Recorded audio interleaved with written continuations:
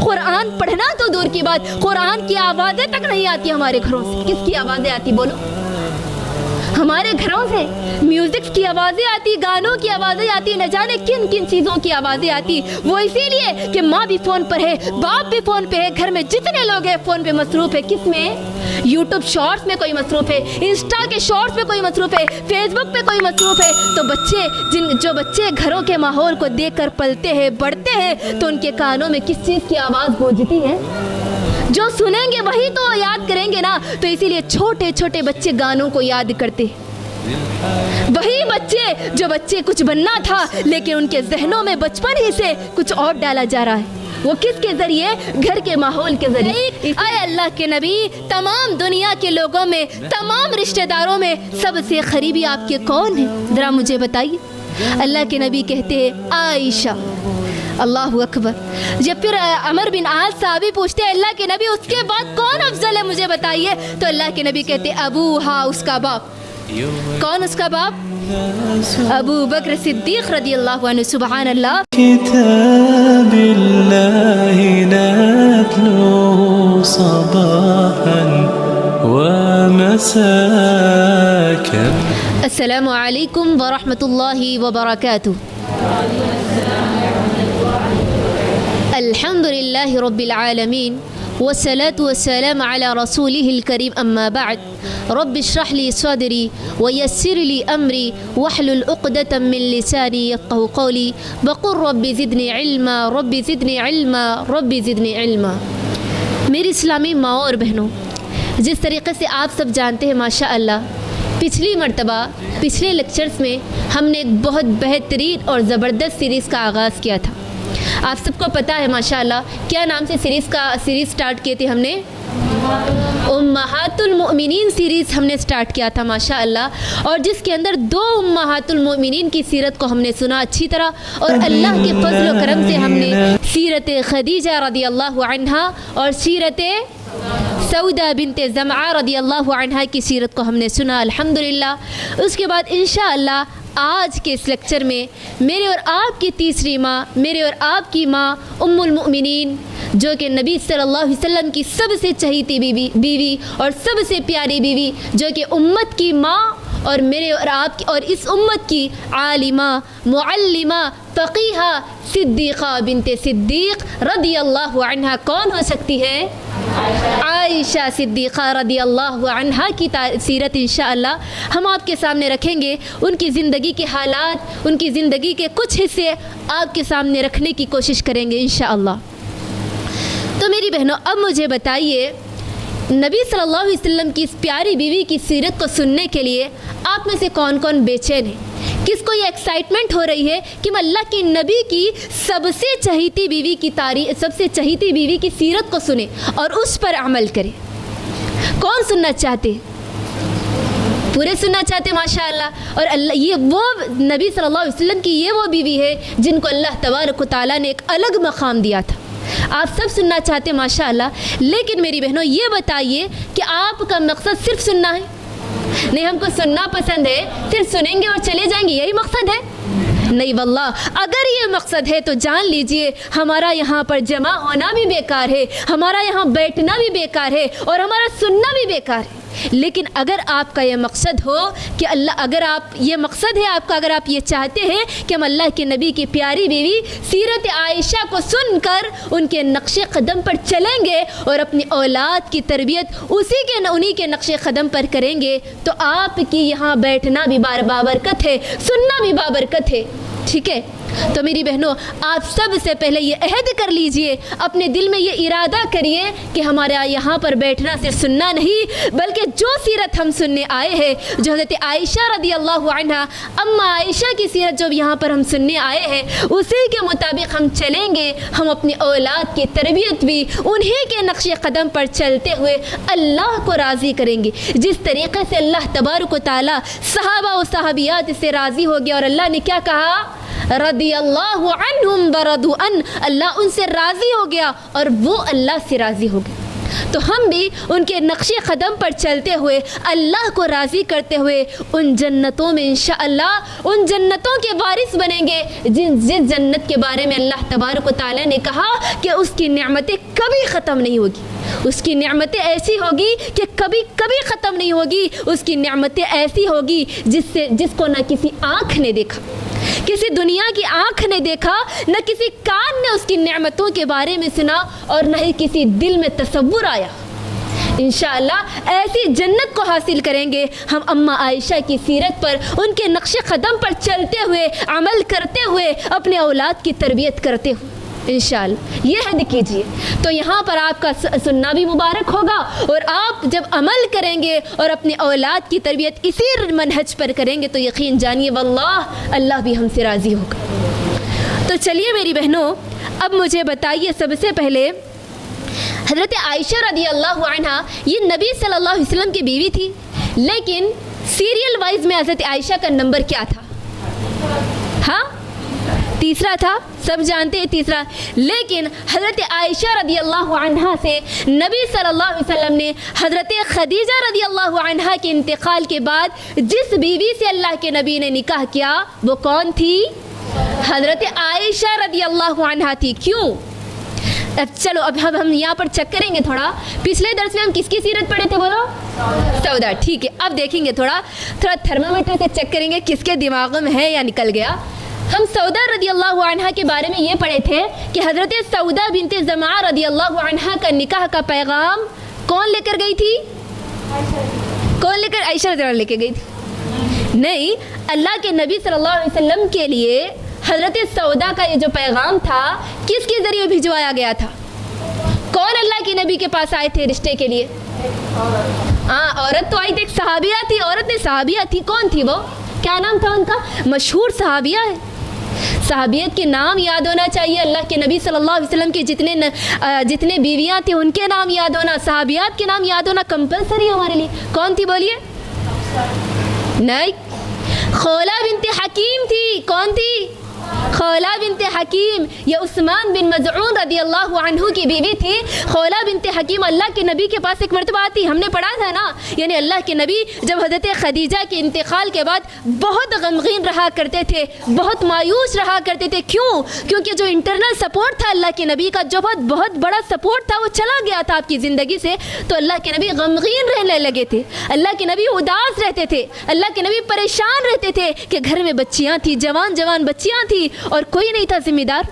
اللہ کے نبی پریشان رہتے تھے، تو خولہ بنت حکیم جو عثمان بن مظعون رضی اللہ عنہ کی بیوی تھی آئے اور کہا، اے اللہ کے نبی صلی اللہ علیہ وسلم، آپ شادی کیوں نہیں کر لیتے؟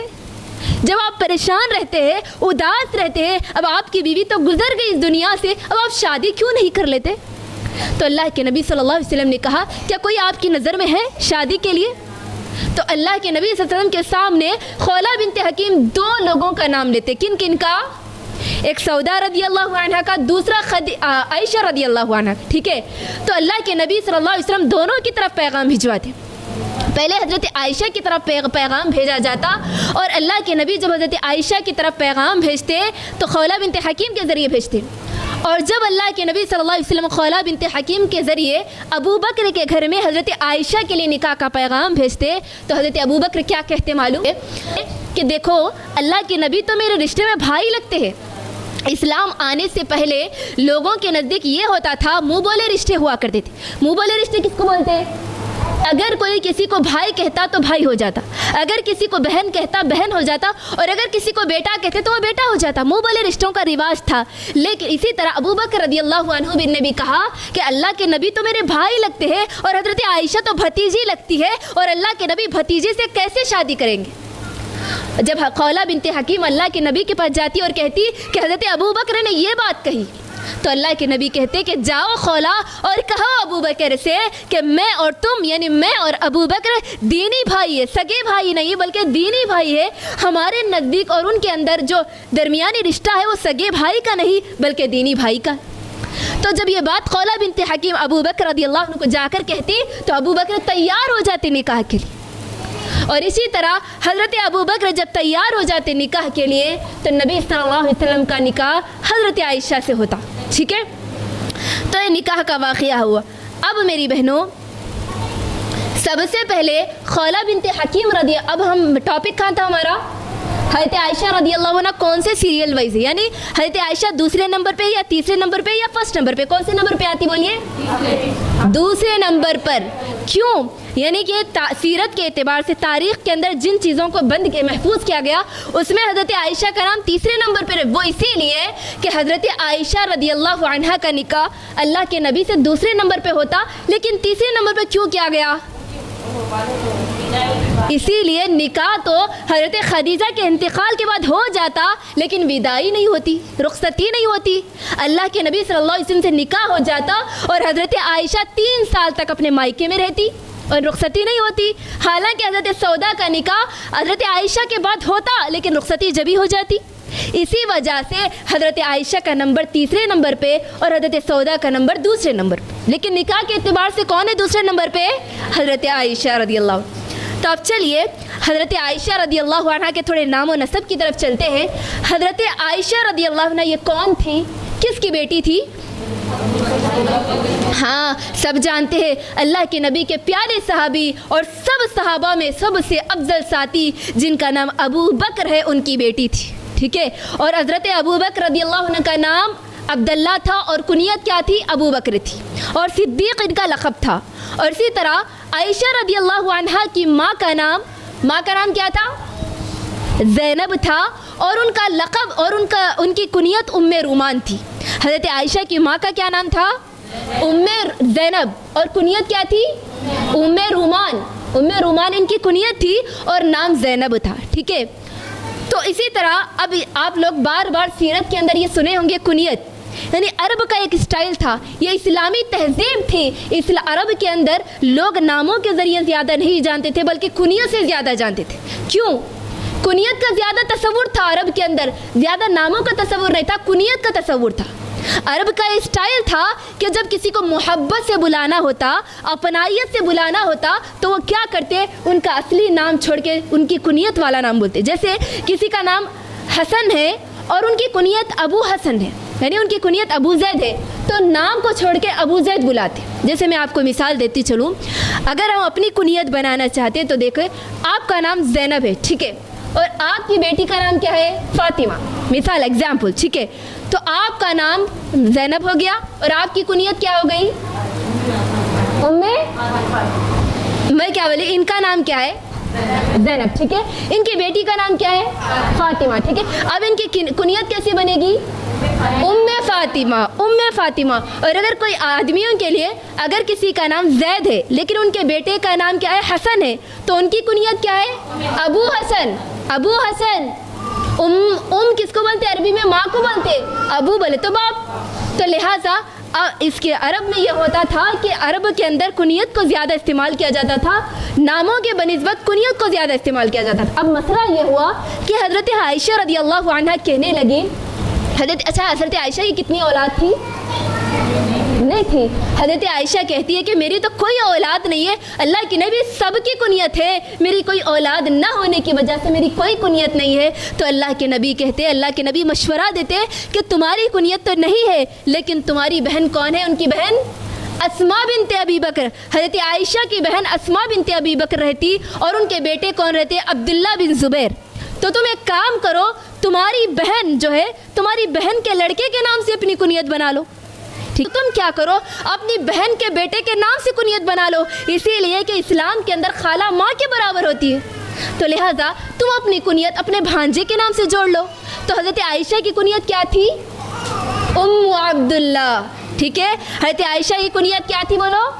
ام عبداللہ. ٹھیک ہے، ام عبداللہ، ام عبداللہ ان کو کہا جاتا تھا. ٹھیک ہے، حضرت عائشہ کی کنیت کیا تھی؟ ام عبداللہ. تو آگے چلیے، حضرت عائشہ رضی اللہ عنہ کا یہ نام تھا، یہ نسب تھا. اب حضرت عائشہ رضی اللہ عنہ کیسے ماحول میں پلی بڑی؟ حضرت عائشہ کا گھرانہ کیسا تھا؟ حضرت عائشہ رضی اللہ عنہ کا ماحول کیسا تھا؟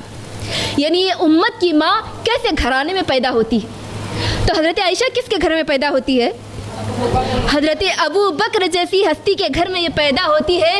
اور اللہ اکبر، قربان جائیے، حضرت ابو بکر کا گھرانہ ایسا گھرانہ تھا میرے اور آپ کے لیے رہتی دنیا تک کے لیے مثال ہے. कैसा घराना था कि ऐसा घराना था कि पूरे अरब के अंदर इनका घराना मशहूर था और इनका ये घराना इस्लामी मरकज़ था। ऐसा मरकज़ था कि जहाँ पर सुबह और शाम कुरान की तिलावत की आवाज़ें सुनाई देती थी। अल्लाह अकबर। जब लोग उनके घर के पास से गुज़रते तो कुरान की आवाज़ें आया करती थी। और ऐसा घराना था, कुर्बान जाइए, कि जिसमें हज़रत अबू बकर रज़ियल्लाहु अन्हु हमेशा कुरान की तिलावत करते। कुरान की तिलावत करते करते इतना रोते कि बाजू वाली जो औरतें हुआ करती थी, जो आस-पास की औरतें ख़वातीन हुआ करती थी, वो आके पूरा एक साथ घेरा बना लेती थी कि ये आदमी को क्या हुआ, ये क्यों रोता है, ये पढ़ता है कुरान और रोता है, आखिर इसके अंदर बात है क्या। ख़वातीन उनको देखकर ताज्जुब करती कि आदमी रोता क्यों है। तो अल्लाहु अकबर, हज़रत आयशा के घराने की ये हालत थी। और ये इतना बेहतरीन और बाबरकत घराना था कि जिस घराने में नबी सल्लल्लाहु अलैहि वसल्लम सुबह और शाम आया करते थे। हज़रत अबू बकर के घर में अल्लाह के नबी सुबह शाम आया करते थे। क्यों? क्योंकि हज़रत अबू बकर आपके जिगरी दोस्त थे। आपसे मशवरा करने के लिए अल्लाह के नबी सुबह व शाम आया करते थे। तो अंदाज़ा लगाइए, जिस घर में नबी का आना जाना हो, जिस घर में नबी आते जाते हो, उस घर की बरकत का क्या आलम, उस घर की रहमत का क्या आलम। अल्लाह अकबर। ऐसे माहौल में हज़रत आयशा पलती है, बढ़ती है। और अल्लाह अकबर, जब हज़रत आयशा खेला करती थी बचपन में, तो उनके कान में जो आवाज़ें जाती थी वह कुरान की आवाज़ें थी। आज हमारे बच्चों के कानों में जो आवाज़ें जाती है आपको मालूम है, लेकिन अल्लाह अकबर, उनके घर का माहौल ऐसा था कि हज़रत आयशा सिवाय कुरान के उनके कानों में किसी चीज़ की आवाज़ नहीं जाती थी। जब वो खेलती थी बचपन में तो कुरान की आवाज़ें उनके कानों से टकराती थी और वो उन आयतों को याद कर लेती थी। अल्लाह अकबर। जब वो अल्लाह के नबी से निकाह करती, निकाह के बाद अल्लाह के नबी के सामने कहती है कि मुझे ये आयतें याद है, ये आयतें याद है। उसका क्या मतलब है कि वो शादी से पहले, निकाह से पहले उनके घर में जो आयतें वो सुनती थी खेलते हुए, यानी खेल के अंदर भी जो आयतें सुनती थी उसको याद किया उन्होंने। अल्लाह अकबर। मेरी बहनों, ज़रा यहाँ पर ठहर कर हम अपने माहौल का अंदाज़ा करते हैं।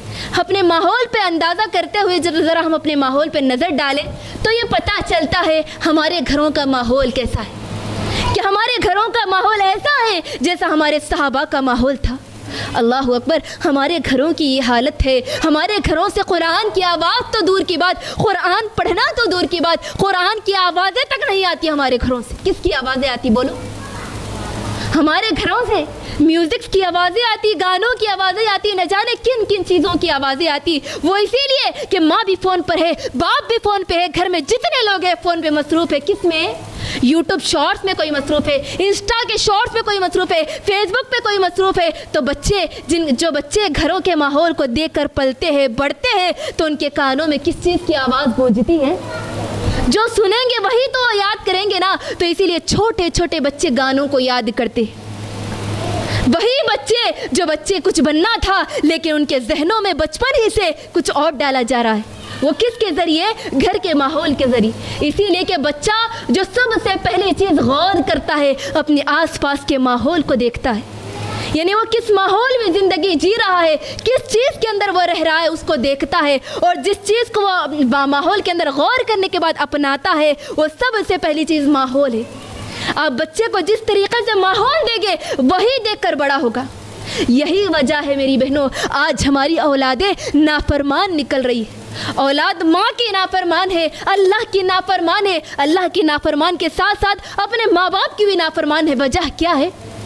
हमने उनको वो माहौल नहीं दिया, हमने उनको वैसा घर बनाकर नहीं दिया जैसे सहाबा का घर हुआ करता था। मेरी बहनों, हमारे घरों को सहाबा के घरों जैसे बनाने की ज़रूरत है।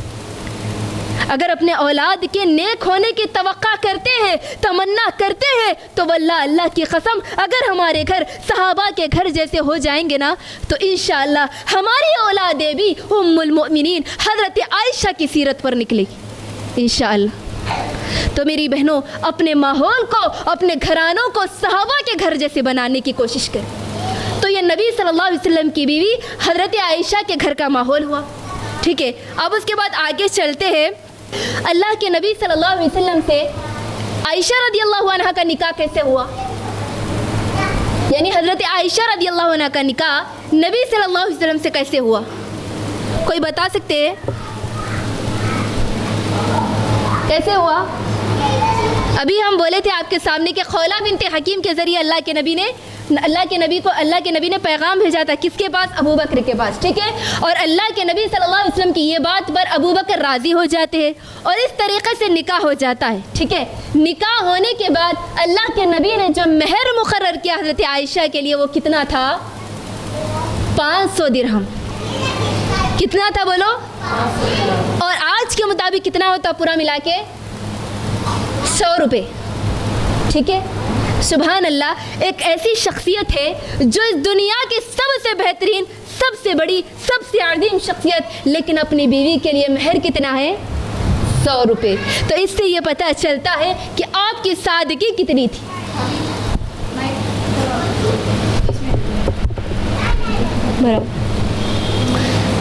تو اب چلیے نبی صلی اللہ علیہ وسلم کا نکاح جو حضرت عائشہ کے ساتھ ہوتا 10 نبوی شوال کے مہینے میں ہوتا۔ کون سے مہینے میں؟ شوال کے مہینے میں ہوتا، ٹھیک ہے۔ یہ اچھی طرح یاد رکھیں اس لیے کہ اس سے آگے بحث آ رہی ہے۔ اور جس وقت نبی صلی اللہ علیہ وسلم سے حضرت عائشہ کا نکاح ہوتا اس وقت حضرت عائشہ کی عمر کتنی رہتی؟ 6 سال۔ حضرت عائشہ کی عمر 6 سال رہتی جب نبی صلی اللہ علیہ وسلم سے نکاح ہوتا، ٹھیک ہے۔ اب یہ اس نکاح کے مسئلے کو لے کر ہمارے ماحول میں بہت اعتراض کیے جاتے ہیں۔ اللہ وہ اعتراضات کا جواب ہم انشاءاللہ اگلے لیکچر میں دیکھیں گے۔ پہلے یہ دیکھیں گے کہ حضرت نبی صلی اللہ علیہ وسلم سے حضرت عائشہ کا نکاح کس مہینے میں ہوتا؟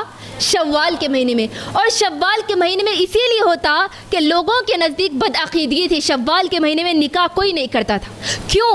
اسی لیے نکاح نہیں کرتے تھے کہ شوال کے مہینے میں ایک مرتبہ ایسا ہوتا کہ کوئی وبا پھیل جاتی، جیسے آج ہمارے ماحول میں کرونا کی وبا پھیلی تھی، اسی طرح اس زمانے میں ایک وبا پھیل جاتی جس سے انسانوں کو بہت نقصان ہوتا، اور اس وقت سے لے کر شوال کے مہینے میں کوئی نکاح نہیں کرتا تھا۔ تو ایسے ماحول میں حضرت محمد صلی اللہ علیہ وسلم کا نکاح حضرت عائشہ سے شوال کے مہینے میں ہوتا۔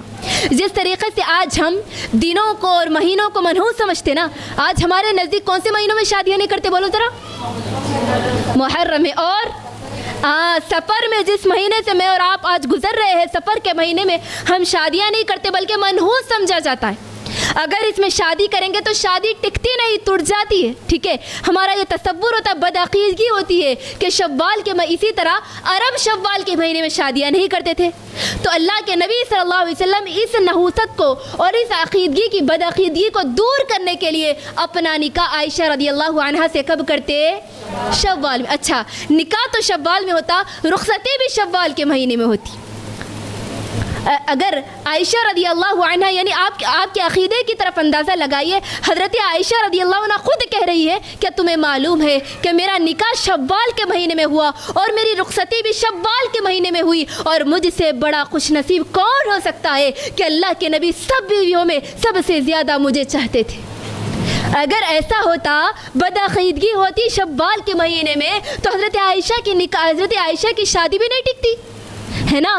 لیکن حضرت عائشہ کی شادی تو وہ شادی تھی، نکاح تو وہ نکاح تھا جس میں اللہ کے نبی سب سے زیادہ محبت حضرت عائشہ سے کرتے تھے۔ تو میری بہنوں مجھے بتائیے، کیا کوئی دن یا کوئی مہینہ منحوس ہوتا ہے؟ ہرگز نہیں۔ آج ہمارے پاس جو بدعقیدگی پائی جاتی ہے، کوئی مہینہ منحوس سمجھتے ہیں، کوئی دن منحوس سمجھتے ہیں، جبکہ سب کے سب مہینے اللہ کی طرف سے ہے اور سب کے سب دن اللہ کی طرف سے ہے۔ تمام مہینے اللہ کی طرف سے، تمام دن اللہ کی طرف سے، کوئی مہینہ منحوس نہیں ہوتا۔ یہ مہینے تمام اللہ کی جانب سے، کوئی مہینہ منحوس نہیں ہوتا میری بہنوں۔ تو اب کیا کرنا ہے؟ سفر کے مہینے میں کیا کریں گے؟ سفر کے مہینے میں شادیاں کرنا ہے، اور جو شادیاں سفر میں ہوتی ان میں جانا بھی۔ اگر اس بدعقیدگی کو مجھے اور آپ کو دور کرنا ہے تو میری بہنوں سفر کے مہینے میں اور آپ شادیوں کا تصور رواج قائم کرنا ہے۔ اگر ہم نے ایسا کیا تو یقین جانیے ہم اسلام کے ایک بڑی سنت کو آغاز کر رہے ہیں، بڑی سنت کا اہتمام کر رہے ہیں۔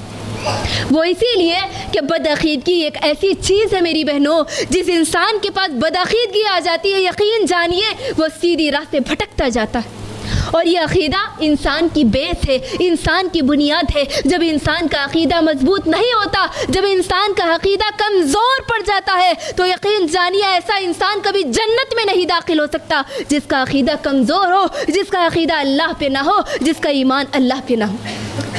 تو مجھے اور آپ کو کیا کرنا ہے؟ اب سفر کے مہینے میں شادیاں کریں گے انشاءاللہ, سفر کے مہینے میں بھی شادیاں کریں گے, اسی لیے کہ میرے اور آپ کی پیاری اماں حضرت عائشہ رضی اللہ عنہ مثال ہے میرے اور آپ کی. حضرت عائشہ خود کیا کر رہی ہے معلوم؟ میں سب سے زیادہ خوش نصیب ہوں اسی لیے کہ میرا نکاح بھی شوال کے مہینے میں ہوا اور رخصتی بھی شوال کے مہینے میں ہوا, اور میں اللہ کے نبی کی ساری بیویوں میں سب سے خوش نصیب تھی. یعنی ایسا نہیں تھا کہ اللہ کے نبی آپ کو سب سے زیادہ چاہتے ہیں تو ناانصافی کا معاملہ کرتے, ایسا ہرگز نہیں. اسی لیے کہ حضرت اللہ کے نبی صلی اللہ علیہ وسلم تمام بیویوں کے ساتھ ایک ساتھ معاملہ کرتے تھے. یعنی ان کے نفقے کی ذمہ داری, ان کے رہن سہن کی ذمہ داری, تمام ذمہ داریوں کو اللہ کے نبی انصاف کے ساتھ ادا کر سکتے تھے, انصاف کے ساتھ ادا کرتے تھے. اور دل کے رجحان یہ اللہ کی طرف سے. جیسے مثال کے طور پر ہماری اولادوں میں ہم پوری اولادوں کو ایک ساتھ دیتے یا پھر کوئی کم زیادہ دیکھتے؟ سب کو ایک نظر سے دیکھتے. یعنی اگر 3 بچے ہیں کسی کے کہ تینوں کو بھی ایک ہی نظر سے دیکھتے, لیکن کسی بچے پر کسی وجہ سے محبت زیادہ ہوتی ہے, یہ اللہ کی طرف سے میلان ہوتا ہے, یہ اللہ کی طرف سے رجحان ہوتا ہے. اسی وجہ سے حضرت عائشہ رضی اللہ عنہا سے محبت نبی صلی اللہ علیہ وسلم کی بہت زیادہ تھی. یہ اللہ کے نبی صلی اللہ علیہ وسلم کی سب سے چہیتی بیوی تھی. تو کیا کرنا ہے میری بہنوں؟ اس بدعقیدگی کو دور کرنا ہے. کس بدعقیدگی کو دور کرنا ہے بولو ذرا؟ ہاں, سفر کے مہینے کی اس بدعقیدگی کو دور کرنا ہے انشاءاللہ. تو میری بہنوں, اب نبی صلی اللہ علیہ وسلم سے حضرت عائشہ کے اس مسئلے کو لے کر لوگ اعتراض کرتے ہیں کہ حضرت عائشہ تو 6 سال کی تھی اور اللہ کے نبی اتنی بڑی عمر کے تھے, کیسے شادی ہوئی؟ تو میری بہنوں یہاں پر 3 نقطے اہم ہے, وہ اچھی طرح جان لیجئے تو آپ کو اچھی طرح سمجھ میں آ جائے گا.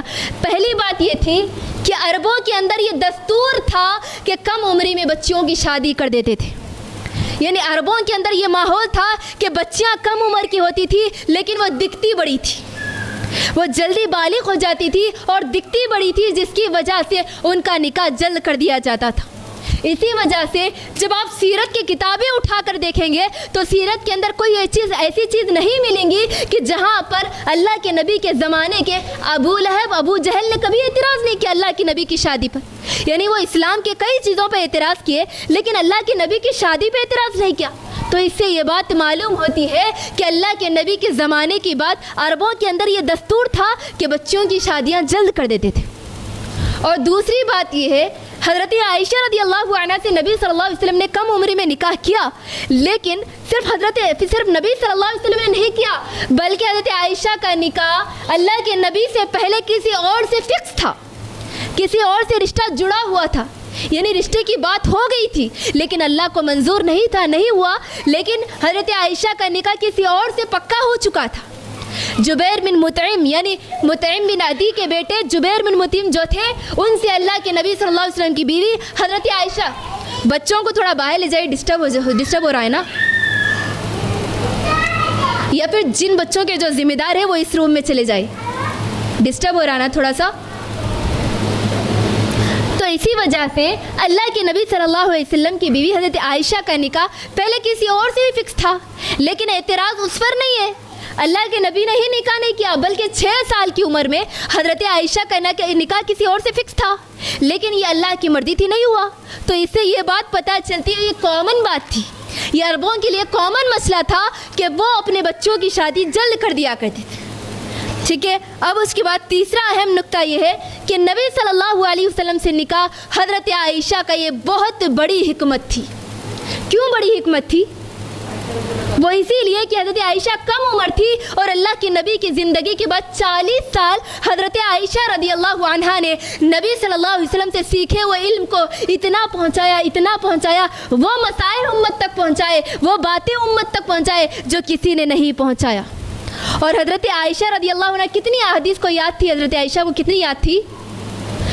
2210 احادیث حضرت عائشہ رضی اللہ عنہ کو یاد تھی جو کسی بیوی کو یاد نہیں تھی اللہ کے نبی کی. اما عائشہ رضی اللہ عنہ جو مسائل امت کو بتلائے, جو چیزیں امت تک پہنچائی, وہ اللہ کے نبی کی کسی بیوی نے نہیں پہنچائی. یہی وہ حکمت تھی جس کی وجہ سے حضرت عائشہ رضی اللہ عنہ کا سلیکشن اللہ نے نبی صلی اللہ علیہ وسلم سے کیا۔ تو میری بہنوں، اب اس کے بعد ایک اور بات، جو اللہ کے نبی صلی اللہ علیہ وسلم سے عائشہ رضی اللہ عنہ کا نکاح ہوا، یہ اللہ کے نبی نے خود نہیں کیا، پھر کون کیا؟ اللہ کے نبی نے خود نہیں کیا، بلکہ یہ سلیکشن کس کی تھی؟ اللہ سبحانہ و تعالیٰ کی تھی۔ یعنی اللہ کے نبی نے خود عائشہ سے نکاح نہیں کیا، بلکہ اللہ تبارک و تعالیٰ نے حضرت عائشہ کو اپنے نبی کے لیے پسند کیا۔ کیسے؟ دلیل کیا ہے؟ صحیح بخاری اور مسلم کی حدیث ہے، اللہ کے نبی نے کہا کہ عائشہ، میں تمہیں 2 مرتبہ 2 دفعے فرشتہ تمہاری تصویر کو میرے پاس لے آیا، یعنی ایک ریشم کے کپڑے میں تمہاری تصویر میرے پاس لایا اور کہا خواب میں، اور کہا کہ تم اس کو ہٹا کر کے دیکھو، یہ تمہاری بیوی ہے، تمہاری بیوی ہے۔ 2 مرتبہ فرشتے نے کہا، اور میں جب ہٹایا تو دیکھا کہ تم تھی، اور میں نے کہا اگر یہ اللہ کا حکم ہوتا، اگر یہ اللہ کا حکم ہے تو ضرور ہوگا انشاءاللہ۔ تو اللہ کے نبی نے کیا کہا کہ اگر یہ اللہ کا حکم ہے تو ضرور ہوگا انشاءاللہ۔ ٹھیک ہے، تو یہ کس کی طرف سے حکم تھا؟ اللہ سبحانہ و تعالیٰ کی طرف سے تھا، اور یہ سلیکشن بھی اللہ کی جانب سے تھی، اور یہ حکم بھی اللہ کی طرف سے تھا۔ جب اللہ کی طرف سے سلیکشن تھا اور جب حکم بھی اللہ کی طرف سے تھا، تو کیا غلط ہو سکتا؟ بالکل نہیں ہو سکتا۔ اب اس کے بعد نبی صلی اللہ علیہ وسلم کا حضرت عائشہ کے ساتھ سلوک کیا تھا؟ یہ اللہ کے نبی کی بیوی تھی نا، تو ان امت کے وہ تمام شوہروں کے لیے نمونہ ہے، وہ تمام شوہروں کے لیے مثالی ہے۔ حضرت عائشہ رضی اللہ عنہا کے ساتھ حضرت عائشہ رضی اللہ عنہا کے ساتھ نبی صلی اللہ علیہ وسلم کا کیا سلوک تھا؟ تو آئیے دیکھتے ہیں انشاءاللہ نبی صلی اللہ علیہ وسلم کا سلوک حضرت عائشہ کے ساتھ کیسا تھا۔ تو سب سے پہلی چیز میری بہنوں، آپ صلی اللہ علیہ وسلم، اللہ کے نبی صلی اللہ علیہ وسلم کی عمر زیادہ تھی، حضرت عائشہ کی کم تھی، ظاہر سی بات ہے۔ اللہ کے نبی کی عمر زیادہ رہنے کی وجہ سے حضرت عائشہ رضی اللہ عنہ تو کنواری تھی، تو اس کی وجہ سے نبی صلی اللہ علیہ وسلم کا جو سلوک تھا حضرت عائشہ کے ساتھ وہ بہت الگ تھا۔ کیوں؟ کیونکہ حضرت عائشہ کم عمر تھی، جس کی وجہ سے حضرت عائشہ رضی اللہ عنہ خود بیان کرتی ہے اللہ کے نبی صلی اللہ علیہ وسلم ان کے ساتھ ایسا رویہ کرتے جو عام لوگوں کے ساتھ نہیں کرتے۔ یعنی حضرت عائشہ رضی اللہ عنہ خود کہتی ہے کہ میں بچپن میں، یعنی بچیاں چھوٹی ہوتی ہے تو کھیلنے کا شوق ہوتا، گڑیوں کے ساتھ کھیلنے کا شوق ہوتا، کھلونوں کے ساتھ کھیلنے کا شوق ہوتا، تو حضرت عائشہ خود کہتی ہے کہ میں اپنی سہیلیوں کے ساتھ گھر میں کھیلا کرتی گڑیوں کے ساتھ، اور اللہ کے نبی اچانک آ جاتے تو میری سہیلیاں چھپ کر ڈر کر چھپ جاتی دروازے کے پیچھے، اور اللہ کے نبی آ کر کے کہتے کہ باہر آؤ اور عائشہ کے ساتھ کھیلو۔ اللہ اکبر۔ نبی صلی اللہ علیہ وسلم کا سلوک حضرت عائشہ کے ساتھ کتنا بہترین تھا۔ اور اسی طرح میری بہنوں، یہی نہیں بلکہ اللہ کے نبی عمر کا لحاظ رکھا کرتے تھے۔ عمر کا لحاظ کرتے ہوئے دنیا کے تمام شوہروں کے لیے مثالی ہے، دنیا کے تمام شوہروں کے لیے آئیڈیل ہے، اسی لیے کہ حضرت عائشہ کم عمر تھی تو کھیل کود کو پسند کرتی تھی۔ حضرت عائشہ خود کہتی ہے کہ عید کے موقع پر مسجد نبوی میں کوئی کھیل دکھائے جاتے تھے، یعنی بہادری کے کھیل دکھائے جاتے تھے، تو میں خواہش کرتی اللہ کے نبی سے کہ مجھے لے جائے اور کھیل دکھائے، تو اللہ کے نبی مجھے لے جاتے اور میں اللہ کے نبی کے پیٹھ کے پیچھے ٹہر جاتی، اور کھندے کی اور سے اللہ کے نبی کے کھندا اوپر ہوتا اور میں نیچے ہوتی، اور میں کھیل کو دیکھتی اور اللہ کے نبی ویسے ہی کھڑے رہتے، اور میں جب تک تھک نہ جاتی اللہ کے نبی کھڑے ہوتے۔ اللہ کے نبی یہ نہیں کہتے کہ چلو عائشہ بس اب، اللہ کے نبی اس وقت تک کھڑے رہتے جب تک کہ میں نہ کہوں کہ چلو اللہ کے نبی۔ اللہ اکبر، یہ اخلاق تھے میرے اور آپ کے نبی کے، یہ مثالی شوہر تھے اللہ کے نبی صلی اللہ علیہ وسلم۔ اس کے بعد دیکھیے میری بہنوں، حضرت عائشہ رضی اللہ عنہ اس حدیث کے سنانے کا مطلب یہ ہے کہ یہ پیغام ہے کہ آج ہمارے شوہروں کے لیے مثالی ہے کہ آج ہمارے شوہر، آج دنیا کے شوہر عورتوں کی خواہشات یا عورتوں کے نیک تمناؤں کا خیال نہیں کرتے۔ برے خواہشات برے تمناؤں کی بات نہیں چل رہی، بلکہ نیک تمنائیں جو ہوتی ہے، نیک خواہشات جو ہوتی ہے، اس کا خیال بالکل نہیں کرتے۔ تو یہ پیغام ہے ان تمام کے لیے کہ اللہ کے نبی آپ کے لیے بہترین، اللہ کے نبی آپ کے لیے بہترین مثال ہے، اللہ کے نبی آپ کے لیے ایز اے شوہر، ایز اے ہسبینڈ آپ کے لیے بہترین آئیڈیل ہے۔ یہ آپ کے لیے، میرے اور آپ کے سب کے لیے اللہ کے نبی کی یہ مثال بہترین آئیڈیل ہے۔ اور اسی طرح پھر اللہ کے نبی صلی اللہ علیہ وسلم اتنے بڑے منصب پر فائز، جہاں پر دین کی دعوت کی اتنی بڑی ذمہ داری آپ کے کندھے پر تھی، یعنی اللہ لوگوں تک آپ کو دین پہنچانا اتنی بڑی ذمہ داری تھی، اس کے باوجود آپ کا جو حسن سلوک تھا اپنی بیویوں کے ساتھ وہ کیسا تھا؟ دیکھیے اللہ کے نبی ایک مرتبہ سفر سے واپس آ رہے تھے، یعنی صحابہ کے ساتھ سفر پر جا رہے تھے، تو اللہ کے نبی ایک مرتبہ صحابہ سے کہتے کہ تم ذرا آگے بڑھ جاؤ۔ اس کے بعد صحابہ جب آگے چلے جاتے تو اللہ کے نبی عائشہ سے کہتے کہ چلو ہم ریس کمپٹیشن کرتے، یعنی بھاگ دوڑ کا مقابلہ کرتے، کون فرسٹ آتا ہے دیکھیں گے۔ اللہ اکبر، حضرت عائشہ کی ذہنیت سے کیسے اللہ کے نبی صلی اللہ علیہ وسلم کیسے برابری کا سلوک کر رہے، تو اللہ کے نبی کہتے کہ چلو ہم ریس کا مقابلہ کرتے، تو حضرت عائشہ اور اللہ کے نبی دونوں کمپٹیشن میں حصہ لیتے ہیں اور حضرت عائشہ آگے نکل جاتی ہے۔ کیوں؟ کیونکہ وہ دبلی پتلی ہوتی ہے اس وقت اور آگے چلے جاتی ہے، اور اس ریس میں حضرت عائشہ فرسٹ آ جاتی ہے۔ اب اس واقعے کو کئی دن گزر جاتے اور اس کے بعد پھر ایک مرتبہ اللہ کے نبی سفر پہ جاتے اور صحابہ سے کہتے کہ تم آگے چلے جاؤ، اب عائشہ سے کہتے کہ چلو عائشہ پھر ریس کمپٹیشن کرتے ہیں۔ تو اس ریس کمپٹیشن میں حضرت عائشہ تھوڑی موٹی ہو جاتی، یعنی اللہ کے نبی کے ان سے نکاح کے بعد اور تھوڑی موٹی ہو جاتی اور تھوڑی ویٹڈ ہو جاتی، تو اللہ کے نبی اب کہتے کہ اے عائشہ چلو ہم ریس مقابلہ کرتے ہیں، کمپٹیشن کرتے، چلے دیکھتے ہیں کون فرسٹ آتا ہے۔ تو حضرت عائشہ پیچھے رہ جاتی ہے اور اللہ کے نبی آگے بیٹھ جاتے، تو حضرت اللہ کے نبی کہتے ہیں اے عائشہ فتل کا بتل کا، یہ بدلہ ہے اس دن کا جب تم فرسٹ آ گئی تھی اور میں ہار گیا تھا۔ اللہ اکبر، دیکھیے کیسا اللہ کے نبی اور آپ کی بیوی کے ساتھ سلوک کیسا ہے۔ یہ اللہ کے نبی صلی اللہ علیہ وسلم کے اخلاق تھے حضرت عائشہ کے ساتھ۔ اور اسی طرح قربان جائیے اللہ کے نبی صلی اللہ علیہ وسلم ان کے اخلاق پر، کیونکہ ایک میاں بیوی ہونے کے لحاظ سے کبھی کسی کو کسی پر غصہ آتا ہے، کبھی کسی کو کسی پر، کبھی شوہر کو بھی بیوی پر اور کبھی بیوی کو شوہر پر غصہ آتا ہے، لیکن آج ہمارے ماحول میں یہ بالکل الگ ہے، یعنی شوہر چاہتا ہے کہ بیوی کبھی ناراض ہی نہ ہو، اس کو حق ہے کہ وہ بیوی کو ڈانٹے ڈپٹے لیکن وہ ناراض نہ ہو، لیکن اللہ کے نبی اپنی بیوی اماں عائشہ کو یہ حق دے رہے ہیں کہ وہ ناراض بھی ہو سکتی ہے، وہ ناراض ہونے کے بعد اللہ کے نبی خود مناتے ہیں۔ اللہ اکبر، بہترین مثال ہے۔ اللہ کے نبی صلی اللہ علیہ وسلم حضرت عائشہ سے کہتے اے عائشہ میں جانتا ہوں تم کب خوش ہو جاتی ہے اور تم کب مجھ سے ناراض ہوتی۔ تو عائشہ کہتی ہے اے اللہ کے نبی کیسا آپ کو معلوم ہو جاتا، بتائیے ذرا۔ تو اللہ کے نبی کہتے ہیں اگر تم خوش رہتی مجھ سے تو کہتی لا ورب محمد، اگر تم مجھ سے خوش ہوتی تو اگر کسی معاملے میں قسم کھانا ہوتا تو تم کیا کہتی؟ نہیں اللہ کی قسم، محمد کے رب کی قسم کھاتی۔ یعنی اگر کسی معاملے میں حضرت عائشہ کو قسم کھانا ہو تو کیا بولتی؟ محمد کے رب کی قسم، ٹھیک ہے۔ اور اگر تم ناراض ہوتی تو کہتی لا ورب ابراہیم، نہیں رب ابراہیم کے رب کی قسم، ٹھیک ہے۔ تو کیا کہتے ناراض کے الفاظ کیا، ناراض جب ہو جاتی تو الفاظ کیا رہتے؟ لا ورب ابراہیم، ابراہیم کے رب کی قسم تو میں جان جاتا ہوں کہ اے عائشہ تم مجھ سے ناراض چل رہی ہو۔ تو عائشہ کیا کہتی ہے؟ ہاں اللہ کے نبی آپ نے بالکل صحیح کہا، لیکن میں ناراضگی میں آپ کو نہیں چھوڑتی ہوں، آپ کے نام کو چھوڑتی ہوں لیکن آپ کو نہیں چھوڑتی ہوں۔ اللہ اکبر، یہ کیسا سلوک تھا، یہ کیسا آپس میں حسن سلوک تھا اللہ کے نبی کا حضرت عائشہ سے۔ اسی طرح میری بہنوں، نبی صلی اللہ علیہ وسلم کی جو محبت تھی حضرت عائشہ کی، حضرت عائشہ رضی اللہ عنہا کے ساتھ، وہ یہ تھی کہ نبی صلی اللہ علیہ وسلم سے پوچھا گیا، عمر بن عاص رضی اللہ عنہ صحابی کہتے ہیں اللہ کے نبی سے میں نے پوچھا اے اللہ کے نبی تمام دنیا کے لوگوں میں، تمام رشتہ داروں میں سب سے قریبی آپ کے کون ہیں، ذرا مجھے بتائیے۔ اللہ کے نبی کہتے ہیں عائشہ۔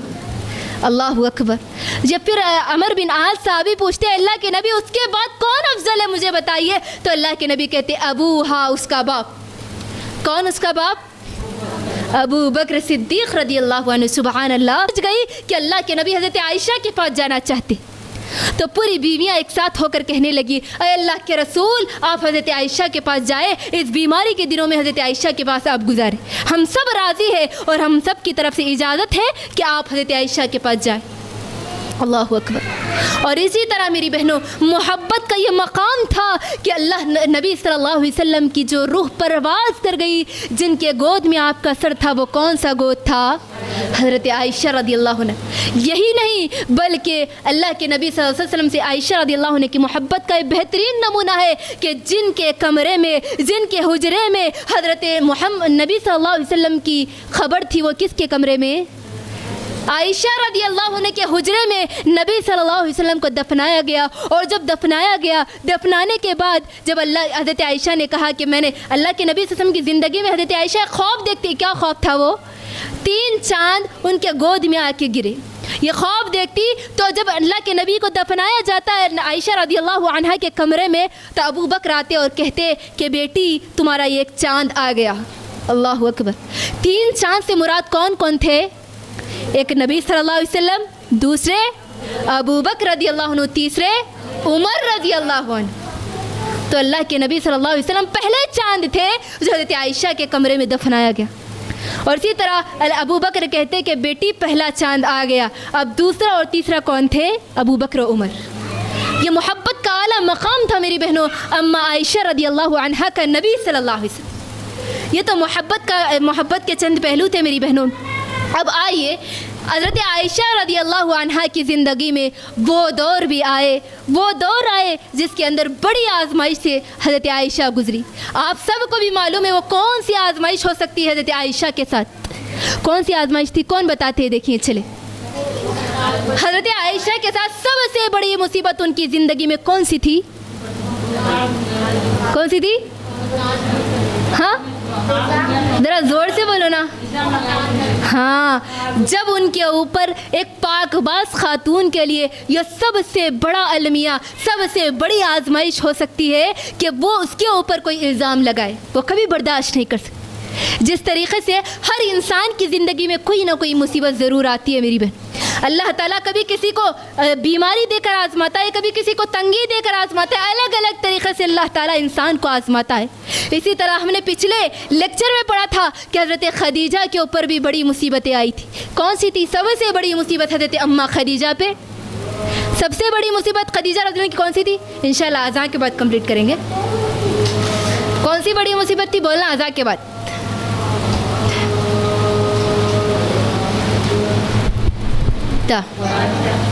تو چلیے کہاں پڑھتے ہم؟ انسان کی زندگی میں مصیبتیں آتی ہے، یعنی انسان کو اللہ تبارک و تعالیٰ کبھی بیماری دے کر آزماتا ہے، کبھی تنگی دے کر آزماتا ہے. یعنی آزمائش کے الگ الگ طریقے ہیں. اسی طرح حضرت عائشہ رضی اللہ عنہا کی زندگی میں بھی ایک بہت بڑی آزمائش آئی تھی. اور اسی طرح ہم پچھلے لیکچر میں پڑھے تھے اماں خدیجہ کی کیا آزمائش تھی؟ بولیے کون سی آزمائش تھی؟ کون صحیح بولتے دیکھیں گے. ہاں وہ تو مصیبت تھی، لیکن ایک ماں ہونے کے اعتبار سے ہاں احسن تبارک اللہ. تو حضرت خدیجہ رضی اللہ عنہا کی زندگی میں جب ان کے 2 بیٹیوں کو ایک ساتھ طلاق دی جاتی، تو جب حضرت خدیجہ اتنی پریشان ہوتی، اتنی غمزدہ ہوتی کہ واقع ایک ماں کے دل پر بہت بڑی بات ہے نا کہ جب دونوں بیٹیوں کو ایک ساتھ جن کے نکاح کے بعد یعنی رخصتی بھی نہیں ہوتی کہ طلاق ہو جاتی. حضرت خدیجہ رضی اللہ عنہ کی زندگی کا بہت بڑا غم کا ماحول تھا یہ. تو اسی طرح جب حضرت خدیجہ کے ساتھ جب اللہ کے نبی لوگوں کو اللہ کی طرف بلانے لگتے تو آپ کے چچا ابو لہب اللہ کے نبی صلی اللہ علیہ وسلم کا بائیکاٹ بھی کرتے. اور اسی طرح جب آپ لوگوں کو اللہ کی طرف بلاتے تو اتنا غصہ ہوتے کہ اپنے بیٹوں سے کہتے کہ جاؤ ان کی دونوں بیٹیوں کو طلاق دے دو. جب ان کے دونوں بیٹے طلاق دیتے تھے تو حضرت خدیجہ پر اس دن بہت تکلیف ہوتی، بہت غمزدہ ہوتی. تو اسی طرح اماں عائشہ رضی اللہ عنہا کی زندگی میں ایک بہت بڑی آزمائش کا دور گزرا. وہ یہ کہ آپ کی زندگی میں واقع افک پیش آیا. کون سا واقعہ؟ واقع افک. جو اللہ کے نبی جو عائشہ رضی اللہ عنہا پہ بہتان لگایا گیا نا، اس واقعے کو کیا بولا جاتا سیرت میں؟ واقع افک کے نام سے مشہور ہے. واقع افک، ٹھیک ہے، واقع افک کے نام سے مشہور ہے. اس واقعے کے اندر ہوتا یہ کہ اللہ کے نبی جب ہر سفر پہ جاتے تو کسی نہ کسی بیوی کو ساتھ لے جاتے ہے نا. اور اللہ کے نبی کا یہ معمول تھا کہ اللہ کے نبی قرآن اندازی ڈالتے اور جس بیوی کا نام نکلتا اس بیوی کو ساتھ میں لے جاتے، ٹھیک ہے. اور اللہ کے نبی قرآن اندازی کرتے اور نام کس کا نکلتا؟ حضرت عائشہ کا نکلتا اور ساتھ میں حضرت عائشہ کو لے جاتے. جب آپ سفر پر لے جاتے اور جب آپ سفر سے واپس آتے یعنی غزوے سے واپس آنے کی تیاری کرتے تو ایک جگہ پہ رک جاتے، یعنی ایک جگہ پہ پڑاؤ ڈالتے. اور اس جگہ پہ رکنے کے بعد حضرت عائشہ رضی اللہ عنہا قضائے حاجت کے لیے جاتی. کہاں جاتی؟ قضائے حاجت کے لیے جاتی، اور جب قضائے حاجت کے لیے جاتی اور قضائے حاجت سے واپس آتی تو دیکھتی کہ جو ان کا ہار تھا جو مانگ کے لے کے آتی کسی سے، وہ ہار کیا ہوتا؟ گم جاتا۔ ہار گم جاتا تو عائشہ رضی اللہ عنہ کیا کرتی؟ واپس پھر جاتی، واپس پھر جا کے ڈھونڈنے کے لیے، لازم سی بات ہے ہار تھا، بہت قیمتی ہار رہتا، جاتی حضرت عائشہ ڈھونڈنے کے لیے جاتی، ڈھونڈتی یہاں تک کہ جب وہ ہار مل جاتا تو واپس آ جاتی۔ جب واپس آ کے دیکھتی تو میدان تو کھلا ہے، میدان میں کوئی نہیں، سب چلے گئے، اب میں کیا کروں؟ تو حضرت عائشہ سوچتی کہ میں جہاں پڑتی وہیں پر بیٹھ جاتی ہوں، لوگ جب مجھے تلاش کرتے ڈھونڈتے آئیں گے نا، یہیں سے مجھے لے کے جائیں گے، ٹھیک ہے؟ تو حضرت عائشہ، اور جب حضرت عائشہ کو اسی لیے چھوڑ دیتے کہ اس زمانے میں جو اونٹ کے ہودج ہوا کرتے تھے وہ وزن ہوا کرتے تھے، اور حضرت عائشہ دبلی پتلی تھی، جب وہ وزن اٹھا رہے تو پتہ چلتا ہے اس میں ہوں گی، بلکہ لے کے چلے جاتے۔ تو حضرت عائشہ رضی اللہ عنہ ہے یا نہیں ان کو معلوم نہیں ہوتا، اس لیے کہ پردے کا حکم نازل تھا نا، وہ دیکھا نہیں کرتے تھے صحابہ کرام عورتوں کو۔ تو اسی طرح ہوا یہ کہ حضرت عائشہ پیچھے رہ جاتی۔ اب جب حضرت عائشہ کہتی کہ میں یہیں پر بیٹھ جاتی ہوں، جب قافلہ دوبارہ مجھے ڈھونڈنے آئیں گا نا، لے کے جائیں گا، تو بیٹھتی ان کی آنکھ لگ جاتی، سو جاتی، یعنی حضرت عائشہ سو جاتی، انتظار کرتے کرتے سو جاتی۔ اب اس کے بعد جب حضرت عائشہ سو جاتی، وہاں سے صفوان بن معطل رضی اللہ عنہ ایک صحابی کا گزر ہوتا۔ جب صفوان بن معطل جیسے ہی عائشہ رضی اللہ عنہا کو دیکھتے تو کہتے ان للہ و انا الیہ راجعون، اور پہچان لیتے کہ یہ اماں عائشہ رضی اللہ عنہ۔ کیوں؟ کیونکہ پردے کی آیت نازل ہونے سے پہلے، پردے کا حکم نازل ہونے سے پہلے حضرت عائشہ کو دیکھا تھا، تو حضرت عائشہ کو دیکھ کر پہچان جاتے اور اپنی نگاہیں نیچے کر لیتے اور کہتے ان للہ و انا الیہ راجعون، پھر اپنی سواری لے جاتے اور حضرت عائشہ یہ قریب کر دیتے اور کہتے کہ بیٹھو، اور عائشہ بیٹھ جاتی ہے، اور پھر وہاں سے لے کے چلتے صفوان بن معطل تو لشکر سے جا کے مل جاتے۔ جب حضرت عائشہ کو اور صفوان بن معطل کو یہ حالت میں دیکھتے لوگ تو طرح طرح کی باتیں بنانے لگتے۔ دیکھو حضرت عائشہ صحابی کے ساتھ آ رہی، اکیلی عائشہ صحابی کے ساتھ آ رہی، اور جو منافقین تھے ان کو تو موقع مل جاتا اللہ کے نبی کی صلی اللہ علیہ وسلم کی پیاری بیوی پہ طرح طرح کے الزامات لگاتے، طرح طرح کے بہتان لگاتے۔ اور منافقوں کا سردار عبداللہ بن ابی اتنا خراب کہ اللہ کے نبی کی پیاری بیوی پہ اتنے بڑے بہتان لگاتا، اتنے بڑے بہتان، اب جو دل میں چنگاری تھی نا وہ آگ میں بدل جاتی، چنگاری کو آگ میں بدل دیتے۔ اور جب اللہ کے نبی صلی اللہ علیہ وسلم اور حضرت عائشہ مدینہ پہنچتے تو یہ جو چنگاریاں تھے نا آگ میں بدل گئے، یعنی جہاں کہیں دیکھو حضرت عائشہ اور حضرت صفوان بن معطل کی بات چل رہی، یعنی عائشہ دیکھو ان کے ساتھ آئی، عائشہ دیکھو اکیلے ان کے ساتھ آئی، یعنی لوگ طرح طرح کے بہتان لگانے لگے، طرح طرح کے الزام لگانے لگے، اور اللہ کے نبی خاموش ہو جاتے، کیا بولے؟ اللہ کے نبی خاموش ہو جاتے۔ اب اس کے بعد جیسے ہی سفر سے واپس آتی حضرت عائشہ رضی اللہ عنہ بیمار ہو جاتی، 1 مہینے تک حضرت عائشہ بیمار رہتی۔ جب بیماری سے صحت یابی کی طرف آتی، یعنی جب عائشہ رضی اللہ عنہ صحت مند ہو جاتی تو حضرت عائشہ کیا کرتی؟ قضائے حاجت کے لیے ایک دن باہر جاتی، تو ایک مرتبہ ام مستح سے ان کی ملاقات ہوتی، یعنی مستح بن اساسہ یہ ایک صحابی ہے، مستح بن اساسہ کی ماں سے ان کی ملاقات ہوتی تو یہ پورا واقعہ بولتے حضرت عائشہ کو، کیا تمہارے کو معلوم نہیں ہے مستح بن اساسہ بھی اس کے اندر شامل ہے، یعنی تمہارے اوپر بہتان لگانے میں میرا بیٹا بھی شامل ہے، تمہارے اوپر بہتان لگانے میں میرا بیٹا خود بھی شامل ہے، اور پورا واقعہ سناتی۔ اب جیسے ہی حضرت عائشہ یہ واقعہ سنتی تو دوڑتی ہوئی گھر آتی اور اللہ کے نبی صلی اللہ علیہ وسلم سے کہتی کہ میں گھر جانا چاہتی ہوں۔ اور حضرت عائشہ دیکھتی ہے کہ میں 1 مہینہ بیمار تھی گھر میں، لیکن مجھے اللہ کے نبی کی وہ شفقت نہیں ملی، اللہ کے نبی کا وہ سلوک نہیں ملا جو اللہ کے نبی پہلے کیا کرتے تھے، اور اللہ کے نبی بھی خاموش رہتے تھے۔ اللہ کے نبی سے حضرت عائشہ کہنے لگی کہ میں گھر جانا چاہتی ہوں، اللہ کے نبی نے اجازت دے دی۔ جیسے ہی حضرت عائشہ گھر پہنچی، اپنے والدین سے پوچھا کہ اپنے باپ ابو بکر سے اور اپنی ماں ام رومان سے پوچھا کہ یہ واقعہ آخر ہے کیا؟ تو جیسے ہی ابو بکر نے یہ واقعہ بیان کیا اور ان کی ماں ام رومان نے یہ واقعہ بیان کیا تو حضرت عائشہ اتنا رونے لگی کہ 2 دن روتے روتے گزر جاتے۔ حضرت عائشہ وہی بیٹھ کر روتی ایک ہی جگہ پہ، اور دیکھتی کہ اللہ کے نبی بھی نہیں آتے۔ پھر روتے روتے ہوا ایک دن ایسا کہ اللہ کے نبی صلی اللہ علیہ وسلم عائشہ کے پاس آئے اور عائشہ سے مخاطب ہو کر کہا کہ آئے عائشہ، تمہارے بارے میں مجھے یہ بات معلوم ہوئی کہ تمہارے اوپر لوگوں نے ایسا بہتان لگایا، ہاں مجھے معلوم ہے کہ تم بری ہو، اگر تم بری ہو تو اللہ تمہارے متعلق کوئی وحی نازل کرے گا، لیکن ہاں اگر تم سے خدا نخواستہ کوئی گناہ ہو جائے تو تم اللہ سے مغفرت طلب کرو اور اللہ سے توبہ کرو۔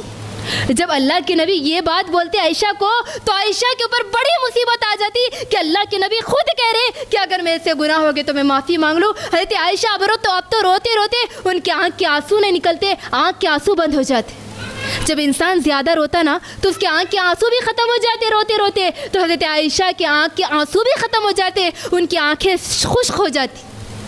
حضرت عائشہ اتنی مایوس ہوتی کہ حضرت عائشہ کہتی کہ اپنے ماں باپ سے کہتی، ابو بکر سے اور ان کی ماں ام رومان سے کہ عائشہ اللہ کے نبی صلی اللہ علیہ وسلم اتنی بڑی بات کہہ رہے، آپ کچھ تو ہی بولو۔ اللہ کے نبی صلی اللہ علیہ وسلم کے سامنے ابو بکر اور ان کی ماں کچھ بھی نہیں کہتے، اسی لیے کہ اللہ کے نبی ہم کیا کہیں، ماں باپ بھی کچھ بھی نہیں کہتے۔ حضرت عائشہ بہت مایوس ہوتی اور اس کے بعد خود کہتی، یعنی جو الفاظ حضرت عائشہ کہتے وہ یہ کہتی کہ تم نے جو واقعہ پیش آیا اس کے بارے میں سچ مان لیا، اور اگر میں کہوں کہ میں بری ہوں، میں نے کوئی ایسی غلطی نہیں کی تو تم سچ نہیں مانو گی، اور اگر میں کسی چیز کا اعتراف کر لوں حالانکہ میں تو بری ہوں، میں نے کوئی گناہ نہیں کیا، اس کے باوجود تم جھوٹا الزام مجھ پر لگاؤ گے، اس کے باوجود تم سچ نہیں مانیں گے، یعنی میں سچی ہونے کے باوجود تم سچ نہیں مانیں گے۔ اور کہتی ہے کہ میں صرف یہی بات کہنا چاہتی ہوں جو حضرت یعقوب علیہ السلام، جو یوسف علیہ السلام کے والد یعقوب علیہ السلام نے مصیبت کے وقت کہا تھا، کیا کہا تھا؟ فَصَبْرٌ جَمِيلٌ وَاللَّهُ الْمُسْتَعَانُ عَلَىٰ مَا تَصِفُونَ۔ میں اپنی اس مصیبت کے وقت ایک ہی جملہ کہتی ہوں کہ صبر ہی بہتر ہے، اور جو تم باتیں کہتی ہو اس کے لیے اللہ مددگار ہے۔ ابھی یہ باتیں کمپلیٹ نہیں ہوتی عائشہ رضی اللہ عنہا کی، آسمان سے وحی نازل ہوتی، اب تک وحی نہیں آتی، 1 مہینہ ہو جاتا، حضرت عائشہ روتی روتی روتی، اب تک وحی نہیں آتی، لیکن جیسے ہی الفاظ مکمل ہوتے حضرت عائشہ کے آسمان سے وحی آتی اور اللہ کے نبی کے اوپر وحی طاری ہو جاتی، اور اللہ کے نبی کے اوپر وہ کیفیت آ جاتی جب وحی ختم ہوتی تو اللہ کے نبی مسکراتے اور جو سب سے پہلا جملہ کہتے وہ یہ تھا کہ اے عائشہ اللہ نے تجھ کو بری کر دیا، اللہ نے تجھ کو بری کر دیا۔ حضرت عائشہ بہت خوش ہوتی اور حضرت عائشہ کی ماں ام رومان اتنا خوش ہوتی، کہتی کہ عائشہ اٹھو اور اللہ کے نبی کا شکریہ تو ادا کرو۔ تو حضرت عائشہ تھوڑی کم عمر تھی، نزاکت بھی زیادہ تھی، تو حضرت عائشہ کہتی ہے کہ میں کیوں ان کا شکر ادا کروں، اللہ کا شکر ادا کرتی ہوں، میں تو اللہ نے میرا ساتھ دیا، میں تو اللہ کا شکر ادا کرتی ہوں۔ اس کے بعد اللہ تبارک و تعالیٰ نے سورہ نور کی 10 آیتیں نازل کرتا ہے، کس کے متعلق؟ حضرت عائشہ کی پاکی پہ 10 آیتیں سورہ نور کی اللہ تبارک و تعالیٰ نازل کرتا ہے، اور لوگوں کو، اور اللہ تبارک و تعالیٰ ان آیتوں کے اندر جو غصہ ظاہر کرتا ہے کسی سورہ کے اندر اللہ کا یہ غصہ نظر نہیں آتا، اور اللہ تعالیٰ اتنے غصے کے ساتھ ان آیتوں کو بیان کرتا ہے۔ اور اللہ تعالیٰ نے کہا کہ تم نے کیوں نہیں کہا، جب لوگ بہتان باندھ رہے تھے حضرت عائشہ پر، جب لوگ بری بری باتیں کر رہے تھے حضرت عائشہ پر، تم نے یہ کیوں نہیں کہا کہ سبحانک ھذا بہتان عظیم، اللہ پاک ہے اور یہ بہت بڑا بہتان ہے، تم یہ کیوں نہیں کہا؟ اللہ لوگوں سے مخاطب ہو رہا ہے، کیونکہ جب حضرت عائشہ پہ بہتان لگایا گیا تو کچھ لوگ بھی اس کے اندر موجود تھے نا، یعنی اچھے لوگ بھی حضرت عائشہ کے خلاف ہو گئے تھے، اسی وجہ سے کہ تم نے یوں کی، یہ کیوں نہیں کہا کہ سبحانک، اللہ کی ذات پاک ہے، تم نے کیوں نہیں کہا؟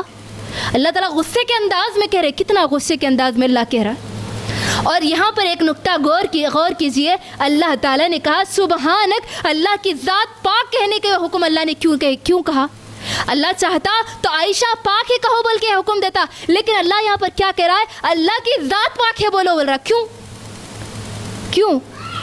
اسی لیے کہ جو الزام حضرت عائشہ پر لگا وہ الزام اللہ پر الزام ہے۔ کیوں؟ کیسے؟